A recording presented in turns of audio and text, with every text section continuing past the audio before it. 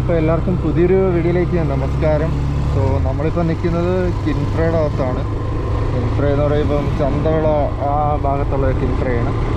So ഞാൻ കഴിഞ്ഞ കുറച്ച് നാളുകളായിട്ട് അത്രയ്ക്ക് ആക്റ്റീവ് അല്ലായിരുന്നു യൂട്യൂബിൽ. കാരണം ഞാനിപ്പം കുറച്ച് കഴിഞ്ഞ ഒരു മാസത്തോളമായി ഞാനിപ്പം സ്വിഗ്ഗിയിൽ ഓടിക്കൊണ്ടിരിക്കുകയാണ്. അതുകൊണ്ടാണ് ഞാനിപ്പോൾ അധികം ആക്റ്റീവായിട്ടൊന്നും ഇല്ലാത്തത്. പിന്നെ വണ്ടിയുടെ അപ്ഡേഷൻ ഞാൻ കുറേയൊക്കെ സർവീസ് സെൻ്ററിൽ കൊണ്ട് വെച്ച് ചെയ്തായിരുന്നു.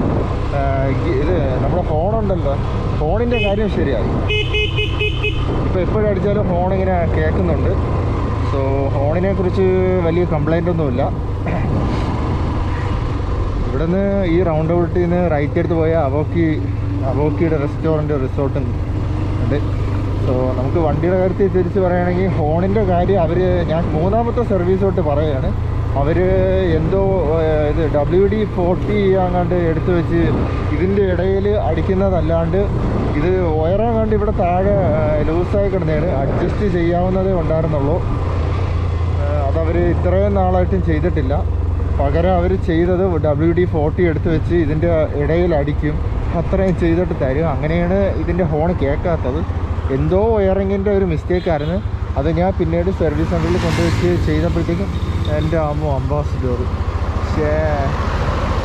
റെയർ വ്യൂ ആണ് ഇത് കേട്ടോ. Rare view. ഞാൻ ആദ്യമായിട്ട് കയറുന്ന കാർ അംബാസിഡറാണ്. പണ്ട് സ്കൂളിൽ ബുക്ക് ചെയ്തിരുന്നപ്പോൾ. സെറ്റ് കേട്ടോ.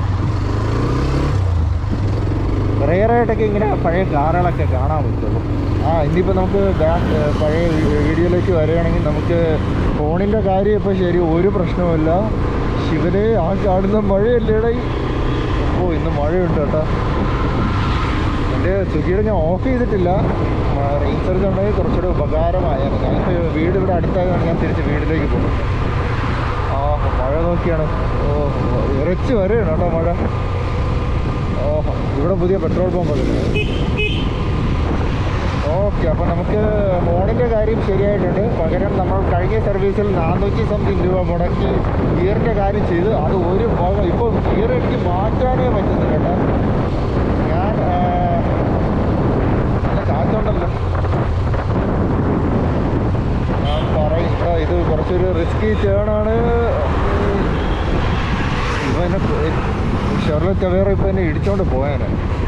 ഇത് ഭയങ്കര റിസ്കി ആയിട്ടുള്ള ഒരു ടേണാണ് കേട്ടോ. ഇത്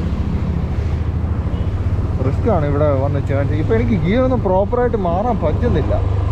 400 രൂപയോളം എൻ്റെ കയ്യിൽ നിന്ന് എക്സ്ട്രാ എന്തോ വർക്കിന് മേടിച്ചിട്ട് എനിക്ക് ഇപ്പോൾ ഗിയർ പോലും നേരത്തേക്ക് കുറച്ച് ഹാർഡേ ഉണ്ടായിരുന്നുള്ളൂ. ഇത് ക്ലച്ച് ചെറുതായിട്ട് നമുക്ക് വിട്ടു കൊടുക്കുമ്പോൾ ഗിയർ ഒന്ന് ചേഞ്ച് ചെയ്യാനെങ്കിലും പറ്റും. ഇപ്പോൾ അതും പറ്റുന്നില്ല. ഇപ്പം ഗിയറേ മാറ്റാൻ ഞാൻ പറ്റുന്നില്ല. ഞാൻ മിക്കവാറും ഈ സർവീസ് സെൻ്റർ വിടാൻ പോകണം. ഞാൻ വേറെ ഒരാളുടെ അടുത്ത് ചോദിച്ചപ്പോൾ എനിക്ക് എന്തോ പോത്തങ്കോട് കഴിഞ്ഞ് അങ്ങോട്ടൊരു സർവീസ് സെൻ്റർ ഉണ്ടെന്ന് പറഞ്ഞു. അത് ഒരു എക്സ്പീരിയൻസ് ആയിട്ടുള്ള ഒരു ആളാണ് അവിടെ നിൽക്കുന്നതെന്ന് പറഞ്ഞ് ഞാൻ അങ്ങോട്ട് പോകും. കാച്ചാണിയല്ല, ഞാൻ സ്ഥലത്തിൻ്റെ പേര് മറന്നത്. എന്തായാലും പോത്തങ്കോട് വഴിയാണ് നമ്മൾ പോകുന്നത്. സോ മിക്കവാറും ഞാൻ അങ്ങോട്ട് പിടിക്കും. അടുത്ത സർവീസ് ആകുമ്പോൾ ഞാൻ അങ്ങോട്ടായിരിക്കും പോകുന്നത്.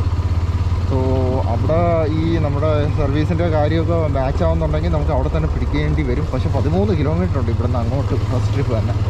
സോ 2 ട്രിപ്പും കൂടെ ഓൾമോസ്റ്റ് 26 കിലോമീറ്ററോളം വരും.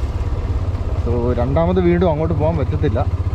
അതുകൊണ്ട് പ്രോപ്പറായിട്ടെല്ലാം ചെയ്യുമെന്ന് വിശ്വസിക്കുന്നു. ഞാൻ ഈ പറഞ്ഞ ആൾ, എനിക്ക് സജസ്റ്റ് ചെയ്ത ആൾ 2 സർവീസ് അങ്ങോട്ട് ചെയ്തിട്ടുള്ളൂ. സോ ഞാൻ റിസ്ക് എടുക്കണോ വേണ്ടതെന്നാണ് ആലോചിക്കുന്നത്. സോ എന്തായാലും നമുക്ക് ഒന്ന് ചെക്ക് ചെയ്ത് നോക്കാം. വേറെ വഴിയില്ല. ഈ ഇപ്പോഴത്തെ സർവീസ് സെൻ്റർ ഇത് ഭയങ്കര മോശം. ഒരു തവണ എനിക്ക് അങ്ങോട്ട് കൊണ്ട് ചെല്ലേണ്ടി വരും.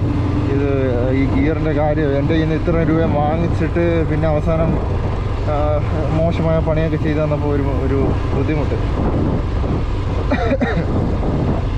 സോ എന്തായാലും നമുക്ക് ഫോണിൻ്റെ കാര്യം ശരിയായിട്ടുണ്ട്. ഫോണിൻ്റെ കാര്യം മാത്രമേ ശരിയായിട്ടുള്ളൂ. പിന്നെ പെട്രോൾ ഇൻഡിക്കേഷൻ പഴയതുപോലെ തന്നെ. സോ അത്രയ്ക്ക് തന്നെ നമുക്ക്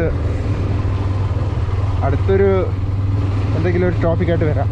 സോ അതുവരെ തന്നെ വേറൊരു വീഡിയോയിൽ കാണാം. ബൈ.